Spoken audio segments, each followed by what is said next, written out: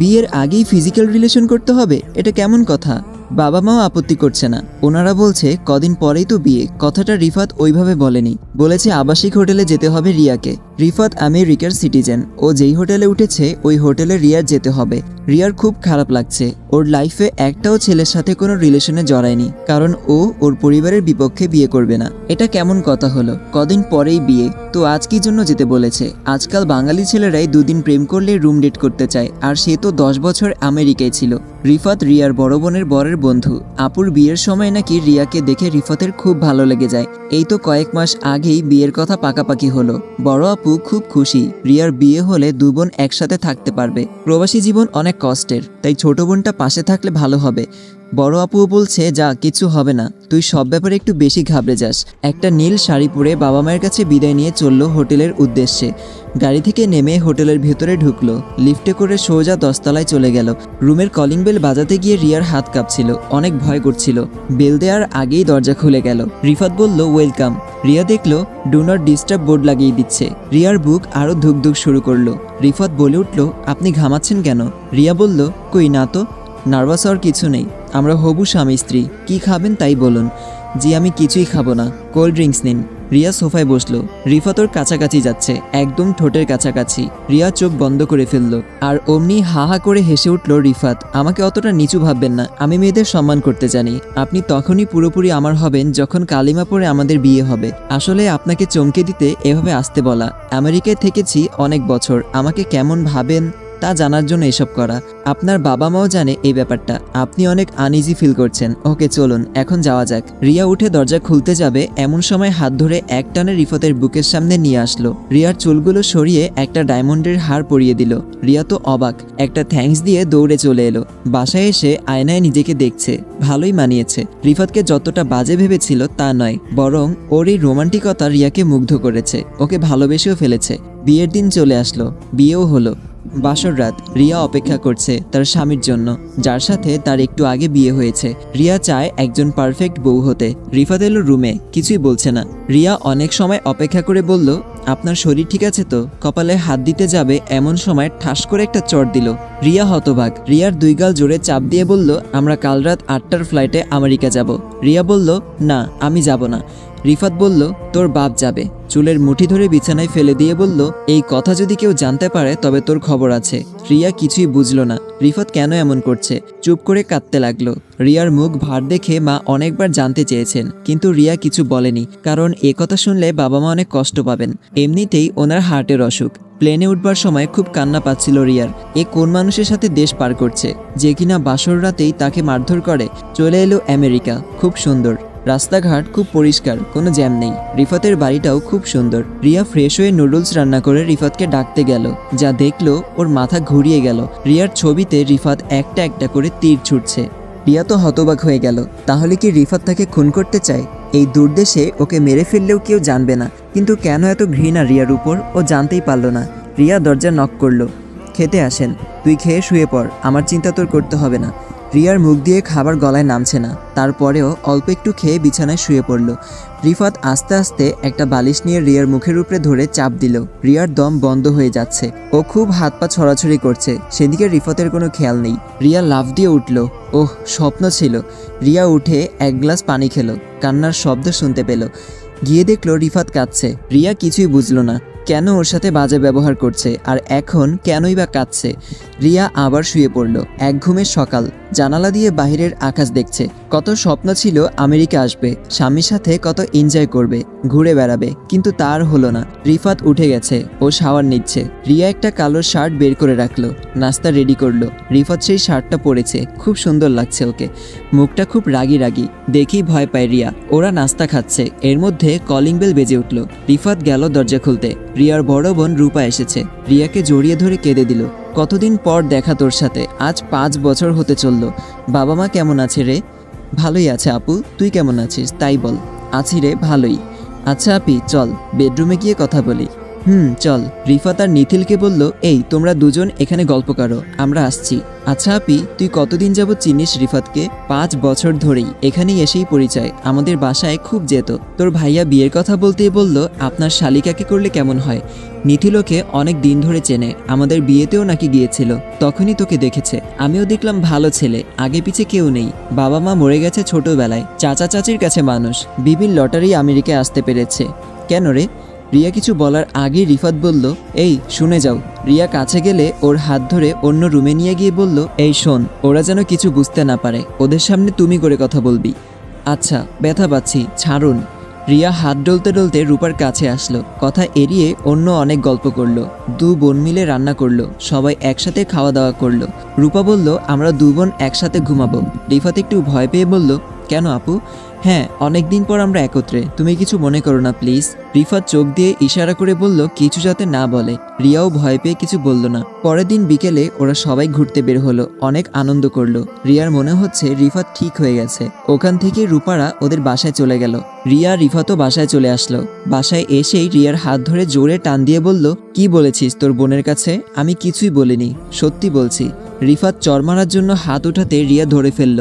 আর একটা আঘাত আপনি আমাকে করবেন না, অনেক সহ্য করেছি এই কদিনে, নিরপরাধভাবে আমাকে এত মারতে পারবেন না। তোর অনেক সাহস হয়েছে তাই না, বড় বোন আসছিল তাই তুই আমার হাত ধরিস? এই বলে রিয়াকে অনেকগুলো চড় দিল। বলল, বের হয়ে যা আমার বাসা থেকে। ওকে ঘর থেকে বের করে দিল। রিয়া অনেক কান্না করতেছে আর আস্তে আস্তে হাঁটছে। কই যাবে এত রাতে? রাস্তার দিকে এগোতেই দেখে কয়েকটা লোক মাতালের মতো আসছে ওই রাস্তায়। রিয়া ওদের দেখে ভয় পেয়ে জোরে জোরে এগোতে থাকলো। ওই লোকগুলো রিয়ার পেছন পেছন আসতে লাগলো। রিয়া খুব ভয় পাচ্ছে, বাংলাদেশি রক্ষা পাওয়া যায় না, আর এখানে তো ওই মাতালরা যদি ওকে ধরে ফেলে ও কি করবে ভাবতে পারছে না। রিয়া খুব ভয় পাচ্ছে, বাংলাদেশি রক্ষা পাওয়া যায় না, আর এখানে ওই মাতালরা যদি ওকে ধরে ফেলে ও কি করবে ভাবতে পারছে না। ভয়ে দৌড়াতেও পারছে না, আর ও কিছু চেনেও না। পেছন দিকে না তাকিয়ে সামনে এগোতে থাকলো। এর মধ্যে পেছন থেকে কে যেন হাত ধরলো। ও ছাড়ুন বলে পেছনে তাকিয়ে ভয়টা কমে গেল। এই যে রিফাত, তার মানে মনে ঠিকই জায়গা আছে, কিন্তু প্রকাশ করে না। ওর হাত ধরে টেনে বাসায় নিয়ে গেল। রিয়া ভয়ে কাঁপছে, কোনো কথা বেরোচ্ছে না। বাইরে স্নোফল হচ্ছিল, তাই ঠান্ডায় এমন করছে রিয়া। রিয়াকে চাদর দিয়ে চেপে ধরেছে যাতে শরীরটা জলদি গরম হয়ে যায়। ওকে জড়িয়ে ধরলো। রিফাতও রিয়ার পিঠে হাত বুলিয়ে দিল। রিয়া বলল, তুমি কি করে আমাকে এত রাতে বের করে দিতে পারলে? যদি কিছু হয়ে যেত, ওরা যদি আমার ক্ষতি করতো, আমি থাকতে তোর ক্ষতি অন্য কেউ করবে তা হতে পারে না। রিয়া রিফাতের পা জড়িয়ে ধরল। প্লিজ বলো, আমার অপরাধ কি? কেন আমাকে বিয়ে করে এত কষ্ট দিচ্ছ? তোকে তিল তিল করে মারার জন্য। তোকে যত কষ্ট দেই ততই আমার শান্তি, কিন্তু আমার অপরাধটা কি? তোকে কতবার যে আমার মেরে ফেলতে মন চায়, কিন্তু তোর মুখের দিকে তাকালে কেমন যেন মায়ায় পড়ে যাই। কারণ প্রথম দেখায় তোকে আমার ভালো লেগে যায়, আবার ওই মুখের দিকে তাকালে আমার ঘৃণাও বেড়ে যায়। তবুও শুনতে চাইছিস? শোন, আমার বাবা মা মারা গেছে, একটা ছোট বোন আমার হাতে তুলে দিয়ে গেছে। ওর নাম রায়না, চাচির বাসায় থাকে। চাচি দুমুঠো এক মুঠো যা দেয় তাই খায়। আমি চাচার বাসায় থেকে টিউশনি করে নিজেও পড়াশোনা করেছি, ওকেও পড়িয়েছি। হঠাৎ ভাগ্যক্রমে ডিবির লটারি পেয়ে এখানে আসার সুযোগ হয়। ভাবছিলাম বোনকে এখানে নিয়ে আসবো, কিন্তু তা আর হলো না। এক ঝড় এসে সব লণ্ডভণ্ড হয়ে গেল। রায়না নরম স্বভাবের ছিল, অল্পেই কাউকে বিশ্বাস করে ফেলতো। রায়না যখন আইএ ফার্স্ট ইয়ারে পড়ে তখন নাকি এক ছেলের সাথে রিলেশন হয়। ওই ছেলে ওকে অনেক বড় ধোঁকা দেয়, রায়নার অশ্লীল পিক অনলাইনে ছেড়ে দেওয়ার হুমকি দেয়। এটা শুনে রায়না সহ্য করতে না পেরে আত্মহত্যা করে। একথা বলে রিফাত অনেক কান্নাকাটি করে। রিয়া ওর কাছে গিয়ে সান্ত্বনা দেওয়ার চেষ্টা করে। রিফাত ওর হাত সরিয়ে দিয়ে বলে, তুই জানিস সেই ছেলে কে? ওই ছেলে আর কেউ নয়, তোর ভাই রিয়াদ। কি বলছো এসব? আমার ভাই অ্যাক্সিডেন্টে মারা গেছে। এই কাণ্ড করার পর আল্লাহও সহ্য করতে পারেনি, তাই তো তোর ভাইয়ের মৃত্যু হয়েছে। তবে আমার আশা ছিল নিজ হাতে তোর জানোয়ার ভাইকে শেষ করার, তা হলো না। সেদিনই শপথ করেছি, ওকে পাইনি, ওর ছোট বোনকে দিয়েই সেই স্বাদ পূরণ করব। তিল তিল করে শেষ করব তোকে, বুঝলি? যা, এখন আমাকে একা থাকতে দে। সকালে মাথাটা ভার হয়ে আছে রিফাতের, অনেক কেঁদেছে তাই হয়তো। এই রিয়া, এক কাপ চা দে তো। অনেক সময় হলো, কোনো উত্তর এলো না। রিফাত বিছানা ছেড়ে লাফ দিয়ে উঠল। সারা বাড়িতে খুঁজলো, রিয়া নেই। রূপার কাছে কল দিয়ে বলল, আপু রিয়া আছে আপনার ওখানে? না তো, ও তো চেনেই না, এখানে আসবে কি করে? আচ্ছা আচ্ছা, আমি খুঁজে দেখছি। রিফাতের মাথা ঘুরাচ্ছে, কিচ্ছু চিনে না, কোথায় গেল মেয়েটা? হঠাৎ ফোন বেজে উঠল। রিফাত ফোন ধরল। রিয়ার বাবা ফোন করেছে। রিফাত সালাম দিল। রিয়ার বাবা বলল, রিফাত বাবা, রিয়া দেশে এসে পড়েছে, তোমাকে না বলে আসছে, তাই কথা বলতে ভয় পাচ্ছে। তুমি ওর উপরে রাগ করো না, ও কখনো আমাদের ছেড়ে থাকেনি তো, তাই তুমি যেই হীরার গলার হার দিয়েছিলে ওটা বিক্রি করেই দেশে এসেছে। নাও কথা বলো। হ্যাঁ হ্যালো। হ্যালো। তোকে যতটা নরম দেখা যায় ততটা নরম তুই না। তোর কত বড় সাহস, আমাকে না বলে হাড় বিক্রি করে টিকিট কেটে বাংলাদেশে চলে গেলি। তুই কি ভেবেছিস এতেই আমার হাত থেকে বাঁচতে পারবি? পালিয়ে গেলেও আমার হাত থেকে বাঁচতে পারবি না। আমি পালাতে চাইলে আপনাকে কল দিতাম না। আপনি কি দেশে আসতে পারবেন? অনেক জরুরি কাজ আছে। 1 সপ্তাহ হলো না আসছি, এখন আবার দেশে যেতে বলছিস? টাকা কি তোর বাবা দেবে? আমি যেই কারণে আসতে বলছি এটা আপনার কাছে কোটি কোটি টাকার চেয়েও মূল্যবান। এখন বল কি বিষয়? না, ফোনে বলা যাবে না। আচ্ছা থাক তুই তোর বিষয় নিয়ে, আমি আসতে পারবো না। কয়েকদিন পর রিফাত বাংলাদেশে হাজির। রিয়া মনে মনে হাসছে, এই লোকটা বলে একটা আর করে একটা। রিয়া বলল, ফ্রেশ হয়ে নিন। রিফাত ওর হাত ধরে টেনে বসালো, ওর গাল ধরে চেপে বলল, কি কারণে আসতে বলেছিস তাই বল। রিয়া বলল, ছাড়ুন, বলছি।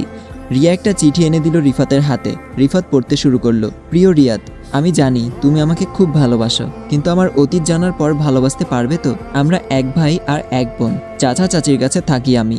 ভাইয়াও ছিল, এখন সে আমেরিকায়। তখন ক্লাস 10-এ পড়ি। একদিন দুপুরে ঘুমিয়েছিলাম, দরজা খোলাই ছিল। এর মধ্যে টের পেলাম কে যেন আমার শরীরে হাত দিচ্ছে। চোখ মেলে দেখলাম চাচির ভাই। আমি অনেক জোরাজুরি করেও ওর হাত থেকে বাঁচতে পারলাম না।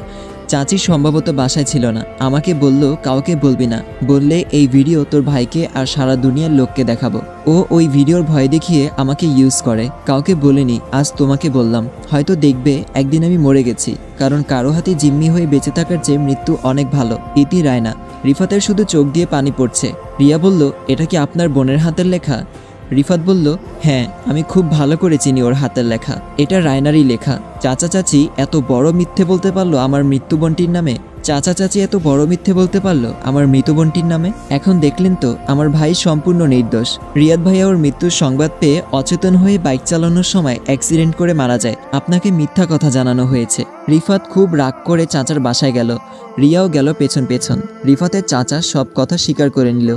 হায় রে চাচা, আপনি আমার বাবার ভাই, কি করে পারলেন আমার কাছে সত্যি লুকাতে? তুই টাকা পাঠানো বন্ধ করে দিবি, তাই তো চাচি কসম দিয়ে নিষেধ করেছে আমাকে। ছি ছি চাচা, কয়েকটা টাকার জন্য আমার কলিজার টুকরাটাকে মৃত্যুর দিকে পাঠিয়ে দিলেন। আমাকে জানালে আমি একটা ব্যবস্থা করতামই, ওকে অকালে মরতে দিতাম না। আচ্ছা এখন শেষ একটা কাজ করুন, ওই কালপিটটা কোথায় তাই বলুন, আমি ওকে খুন করব। না না, রাগটা কমিয়ে শান্ত হন। ওই চিঠিটার সাহায্যে ওকে পুলিশে ধরিয়ে দেওয়া যাবে। চাচা বলল, ও ঠিক বলেছে বাবা, পুলিশে ধরিয়ে দাও, আমি ঠিকানা দিচ্ছি। ওই শয়তানটাকে পুলিশে ধরে নিয়ে গেল। আমি আপনার ঘর করি আর নাই করি, আমার ভাইকে নির্দোষ আর অপরাধীকে শাস্তি দিতে পেরেছি, এতেই শান্তি। একথা বলে রিয়া বাসায় চলে আসলো। মা বলল, জামাই আসলো না? রিয়া কিছু না বলে রুমে চলে গেল। কিছুক্ষণ পর রিফাত আসলো। এসে রিয়ার রুমে গিয়ে দরজা লাগিয়ে দিল। রিয়ার পা ধরে বলল, আমাকে কি মাফ করে দেওয়া যায় না? জানি আমি অনেক বড় ভুল করেছি, তাও তোমার মন অনেক বড়। পারবে কি আমাকে ক্ষমা করে স্বামী হিসেবে গ্রহণ করতে? অনেক সময় ধরে রিয়া কিছুই বলছে না, তাই রিফাত উঠে চলে যাচ্ছিল। এমন সময় রিয়া বলল, মাফ করতে পারি একটা শর্তে। কি শর্ত বলো? আমাকে সারা জীবন ভালোবেসে এই বুকে আগলে রাখতে হবে, আর আমার গায়ে হাত তুলতে পারবেন না। এই কয়দিন যেই মার খেয়েছি আমার লাইফেও এত মার খাইনি। এ কথা বলে আমাকে আর লজ্জা দিও না। আজ কথা দিচ্ছি, এই বুকেই আগলে রাখবো সারা জীবন, কখনো ছাড়বো না। আসসালামু আলাইকুম এভরিওয়ান। আর কত শুনবেন, এখানেই গল্পটা শেষ হয়ে গেছে। দেখা হবে পরবর্তী ভিডিওতে। সবাই সুস্থ থাকবেন, ভালো থাকবেন। আল্লাহ হাফেজ।